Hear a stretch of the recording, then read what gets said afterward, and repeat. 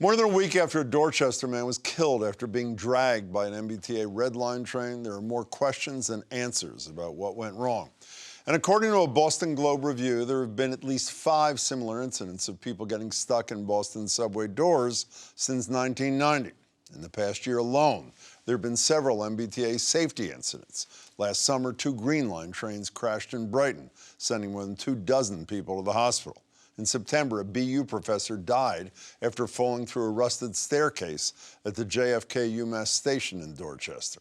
A week later, 9 people were hurt when an escalator malfunctioned at Back Bay Station, and just days after that, a Red Line train derailed at Broadway Station. And in January, a woman was killed when a car was hit by a commuter rail train in Wilmington after crossing gates and lights did not activate in time.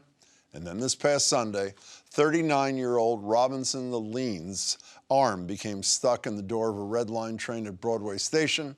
He was dragged to his death. The car involved was taken out of service. The driver's been put on leave, and federal officials are investigating, but say the full process could take up to a year. And when we reached out to the MBTA spokesperson today for comment, they told us they were implored by federal investigators to not make comments regarding any elements of the ongoing investigation. The T will continue to respect the federal agency's directive. The Red Line cars and all of their components, including doors, are safe. I'm joined now by Robinson's nephew, Kelvin Lalin. Kelvin, I'm really sorry for the loss of your uncle, and thank you for being here. Thank you. How'd the family learn about the death of your uncle? Transit police came over about 2:30 p.m. Sunday afternoon. And what did they say to you? And they asked questions. Well, I was at the shopping mall. What did they say to your family? I mean, they asked if Robinson Lalin was familiar with this address. My mother said yes, he did live here. He's my brother. And that's when they gave her the news right then and there. Did they tell her anything about what had happened? Well, one of my uncles was the one who received the officers, and she was behind them, and she just started crying. But they said that they were sorry for the news, but that had happened.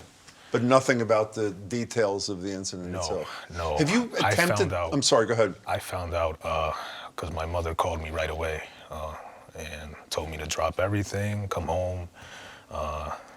We lost your uncle.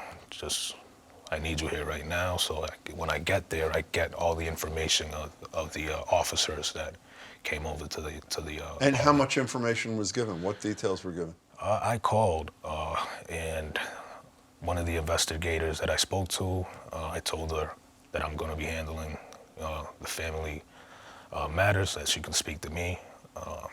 Because my mother doesn't really, understand much English, so she. So, what information did they give you about what happened? I had to give.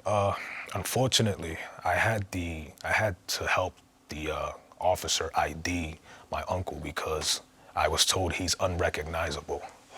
So I had to give her a description of yes, he had teeth, yes, he had a face, yes, he had. It's terrible to have. But did they provide details or information on how this happened to your uncle?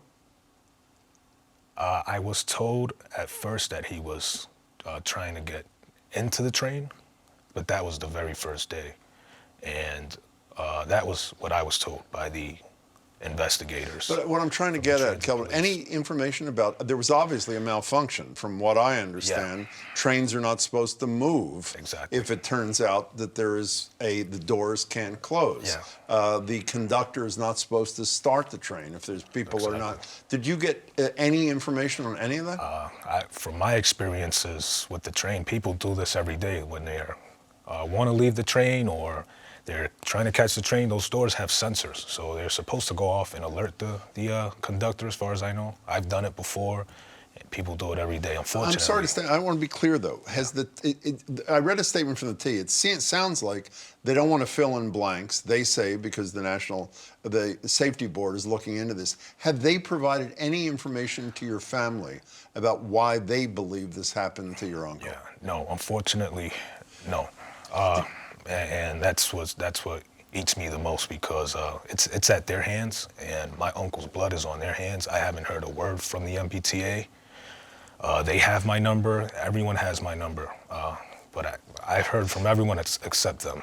Did you read the Globe story that the safety subcommittee, and I want to make this clear, the subcommittee of the T that is responsible for overseeing the safety, at their meeting 4 days after your uncle's death, Yes. didn't ask one single question I know. of the staff. What was your reaction to that? I feel insulted and disrespected, honestly. Why'd you return to the, you went, from what I understand, you went to the Broadway T station. Yeah. After your uncle, who was, you've said, I've read, was like a brother to you. Yeah. After, why'd you go there? What were you hoping to achieve? I wanted to see. I went down to the station. I took a tour. I realized that the station is flooded with cameras, so they have a video on file. We want to see the video, actually. My family wants to see the video. Have you asked for that? Yes, we have. And what have they said to you? We haven't heard. We got the message across, but we haven't heard anything. How many days ago was that? Oh, it's been a week. No response, or No response. no response to your request? No response, sir. What do you want from the T? What's the goal, the family's goal? What do you want from the T? I want clarity. You know, I want someone to speak to my family and give us something. Give us something of some type of condolence, or let us know what happened. Let us know something. We don't know anything. By the way, I should say, we'll say at the end, you set up a GoFundMe page, for funeral expenses. What was interesting to me when I looked at it is the Mayor Wu's husband actually was a contributor, which I thought was quite interesting. You know, I say this often in horrible circumstances when they're untimely, horrible deaths, is we learn how someone we didn't know died, but we know nothing about how that person lived. Can you spend a minute and tell us about what kind of person your uncle was? My uncle, he was loved by his family and friends. He was a cleaner at night, so I'm not sure if he was on his way to work or going home.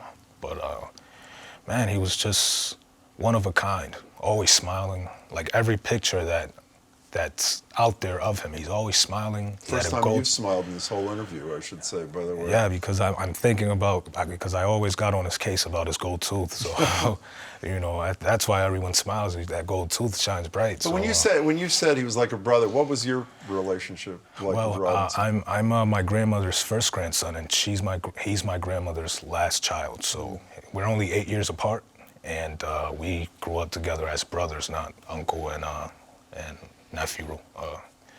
So I lost a brother, especially in this form, this matter. I have no answers, nothing.